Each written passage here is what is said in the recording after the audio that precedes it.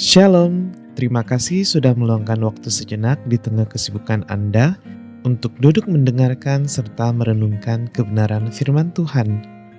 Kami berdoa agar waktu ini menjadi waktu yang menyegarkan bagi jiwa Anda. Topik renungan kita sepanjang minggu ini adalah panggilan misi mengabarkan Injil ke seluruh dunia.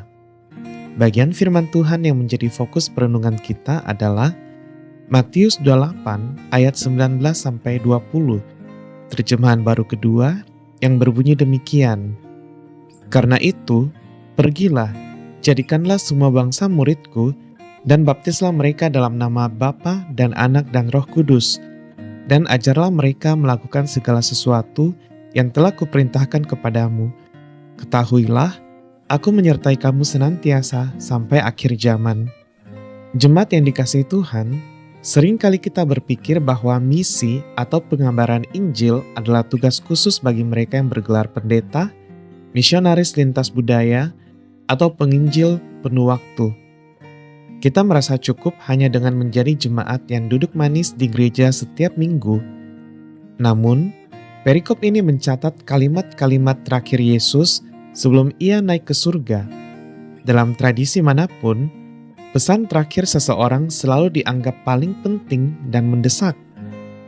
Yesus tidak sedang memberikan saran atau pilihan bagi mereka yang berminat, melainkan memberikan sebuah perintah yang wajib bagi setiap orang yang mengaku sebagai pengikut Kristus. Dalam bahasa asli, kata kerja utama dalam ayat 19 bukanlah pergilah, melainkan jadikanlah murid.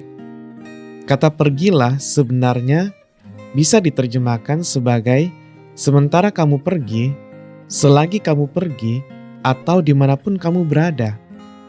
Artinya, amanat agung ini menekankan pada aktivitas menjadikan murid sebagai gaya hidup yang terus-menerus. Kalimat semua bangsa merujuk pada setiap kelompok etnis atau kelompok masyarakat yang menegaskan bahwa kasih Tuhan tidak memandang suku bangsa ataupun budaya. Dan yang terpenting, perintah yang berat ini diapit oleh janji yang indah di ayat 20, yaitu, Aku menyertai kamu senantiasa.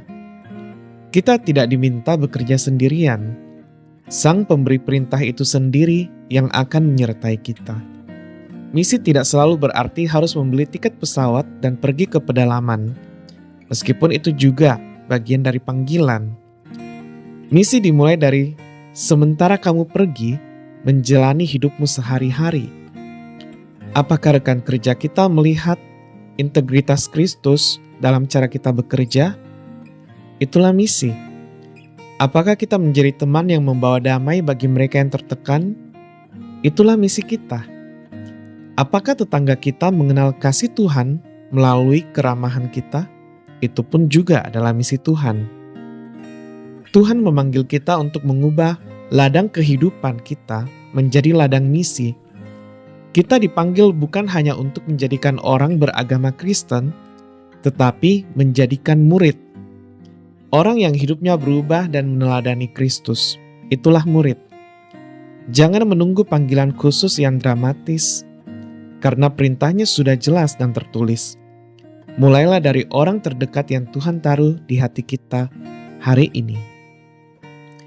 Mari kita merenungkan sejenak. Apakah selama ini kita memandang amanat agung sebagai tugas orang lain atau sebagai tanggung jawab pribadi yang Tuhan percayakan kepada kita? Siapakah satu orang dalam lingkaran pergaulan kita, baik itu di keluarga, teman, atau rekan kerja, yang Tuhan ingin kita doakan dan jangkau dalam minggu ini? Mari kita berdoa.